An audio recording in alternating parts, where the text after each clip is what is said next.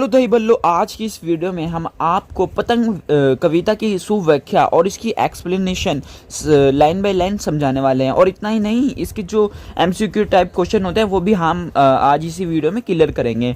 तो चलिए सबसे पहले आपको बता देते हैं इसके कवि का क्या नाम है। तो दही बल्लो, इसके कविता जो कविता है ये हमारे पास पतंग, इसके कवि का नाम है जो है आलोक धनवा। और दही बल्लो, आपको इस कवि जो है ये कवि हैं, इनका नाम भी ज़रूर याद करना है। क्यों? क्योंकि ये जो है आपके एग्जामिनेशन में 1 नंबर का जो ये सवाल आता है तो ये पूछा जाता है बोर्ड में 1 नंबर में। तो चलिए अभी स्टार्ट करते हैं। सबसे पहले सुन लीजिए इन 3-4 पंक्तियों में कवि जो है आलोक धनवा क्या कहते हैं। तो इन 3-4 जो पंक्तियों में कवि बात करते हैं बरसात के जो है अगस्त सितंबर का जो महीना होता है उसके बारे में बात करते हैं कि जब वो जाता है तो शरद का महीना आता है, यानी कि जो है सर्दियों का सर्दी ऋतु जो होती है ना उसका महीना आता है।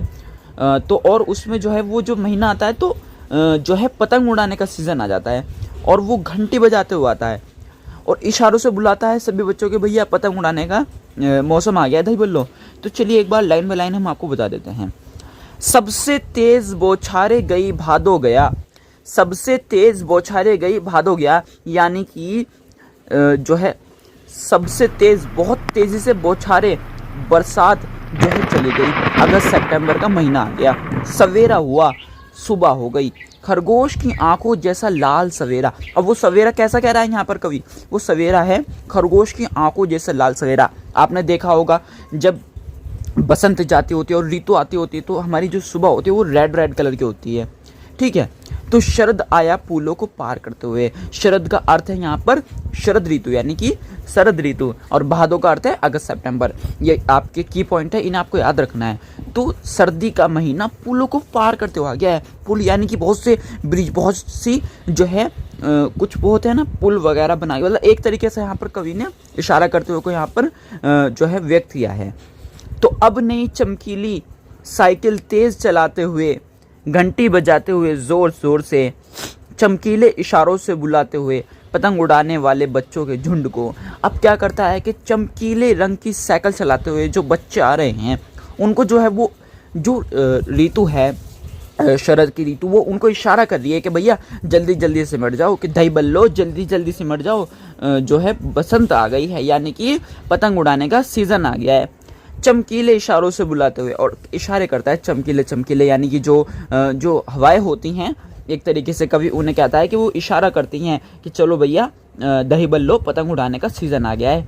आकाश को इतना मुलायम बनाते हुए कि पतंग ऊपर उड़ सके, और आकाश को कुछ ऐसा बना देती है कि पतंग ऊपर जाने लगती है।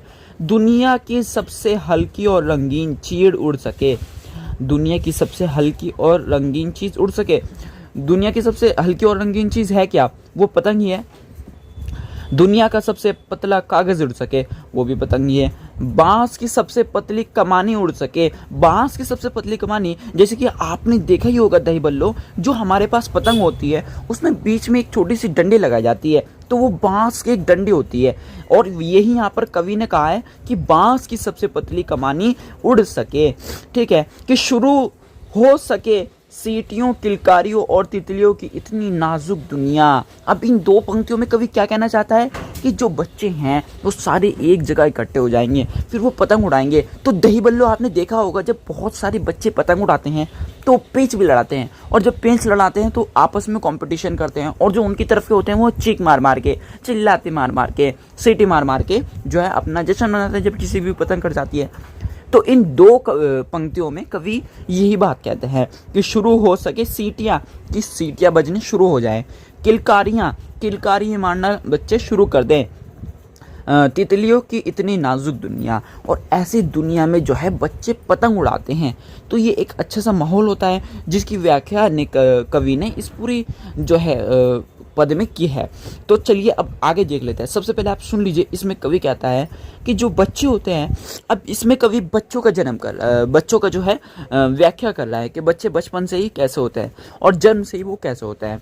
तो बच्चे जो होते हैं वो शुरू से ही, जब आपने देखा होगा कोई छोटा बच्चा होता है, जब उसका जन्म होता है तो उसका जो शरीर होता है वो बहुत ज़्यादा कोमल होता है और कुछ वर्षों तक उसका शरीर बहुत ज़्यादा कोमल रहता है। तो इसी चीज़ की यहाँ पर कवि ने व्याख्या की है। चलिए एक बार देख लेते हैं। कहता है कि जन्म से ही वे अपने साथ लाते हैं कपास, यानी कि जन्म से ही वो बहुत ज़्यादा कपास यानी कि मुलायम मुलायम उनका शरीर होता है। पृथ्वी घूमती हुई आती है उनके बेचैन पैरों के पास। जब वो अपने पैर ऐसे ऐसे उठाते हैं, उठाकर ज़मीन पर ऊपर नीचे करते हैं, तो ऐसा लगता है मानो बेसिकली जो पृथ्वी है वो उनके पास आ रही है। जब वे दौड़ते हैं बेसुध, तो दही बल्लो आपने जब देखा होगा कुछ बच्चे भागते हैं तो वो बेसुध भागते हैं, छोटे बच्चे।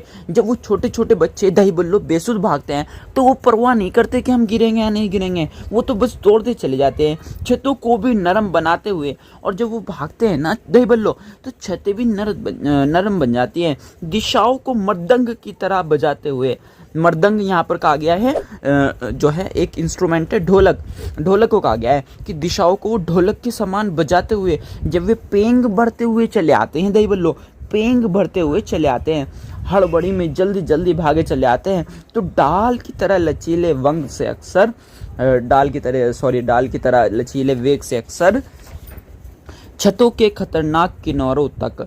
अब यहाँ पर देखिए कवि क्या कहता है कि जो बच्चे होते हैं, आप इमेज में देख सकते हैं किस तरह छतों के किनारों पर खड़े होकर पतंग उड़ाते हैं, लेकिन वो फिर भी नहीं गिरते हैं। क्यों, ऐसा क्यों होता है? ये उनके रोमांचित शरीर की वजह से होता है, क्योंकि उनका जो शरीर होता है वो उन्हें जो है गिरने से बचा लेता है। ये चीज़ जो मैं आपको बोल रहा हूँ ये आपको बहुत अच्छे से ध्यान रखनी है, क्योंकि इसका पैसेज आपसे डायरेक्ट पूछ लिया जाता है। तो जब आपकी कविता जो है पूरी समझी हुई होगी तो आपकी ये सब क्वेश्चन आंसर भी आराम से होंगे। तो चलिए एक बार लाइन बाय लाइन देख लेते हैं।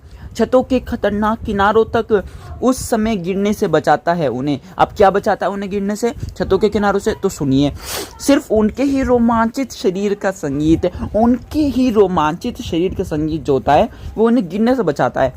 पतंगों की धड़कती ऊंचाइयाँ। अब देखिए यहाँ से भी डायरेक्ट क्वेश्चन बन जाता है, क्या क्या बचाता है? तो दूसरे नंबर पर बचाता है पतंगों की जो ऊंचाइयाँ होती है वही उन्हें वहाँ से गिरने से बचाती है, उन्हें थाम लेती है और उन्हें वहाँ से बचाने से थाम लेती है, संभाल लेती है महज एक धागे के सहारे। महज का अर्थ होता है दोस्तों केवल, दही बल्लो महज का अर्थ होता है केवल। एक धागे के सहारे पतंगों के साथ साथ वे भी उड़ रहे हैं, यानी जो बच्चे होते हैं वो पतंग उड़ाते हुए अपना आप को ऐसे महसूस करते हैं कि एक धागे की तरह वे भी उड़ते चले जा रहे हैं अपने रंध्रों के सहारे। रंध्र मतलब जैसे कि जो है एक प्रकार से हम कह सकते हैं हाथों में छोटे छोटे जैसे जो बाल होते हैं उन्हें भी हम रंध्र कहते हैं। तो वो भी एक जो शादी होती है, शादी बोलते हैं ना, धागा जो होता है उसका पतंग का, तो उसमें भी छोटे छोटे आप ध्यानपूर्वक देखेंगे तो आपको वही मिलेंगे। तो उसे कहा है कि उन्होंने कि वो उस शादी को पकड़कर, उस मंझे को पकड़कर, आप जानते होंगे उसमें खोए रहते हैं। तो चलिए लास्ट की पंक्तियों में देख लेते हैं कवि ने क्या कहा है। कवि अब यहाँ पर बताते हैं कि अगर वो गिर भी जाएं तो और ज़्यादा, और उन्हें चोट ना लगे तो वो और ज़्यादा निडर हो जाते हैं। इसी चीज़ के बारे में कवि यहाँ पर कहता है कि चलिए एक बार देख लेते हैं। अगर वे कभी गिरते हैं छतों के खतरनाक किनारों से और बच जाते हैं तब तो, अगर वो कभी छत के किनारों से बाय चांस गिर जाए और उसके बाद वो उन्हें चोट भी ना लगे और भी निडर होकर सुनहले सूरज के सामने आते हैं, तब वो नीचे गिर जाने के बाद ना और ज़्यादा निडर हो जाते हैं अगर उन्हें चोट ना लगे। सुनहले सूरज यानी कि सुनहरे, जैसे आपने देखा होगा शाम के समय में सूरज सुनहरे से रंग का होता है, तो उसके सामने वो फिर से आ जाते हैं पतंग उड़ाने के लिए।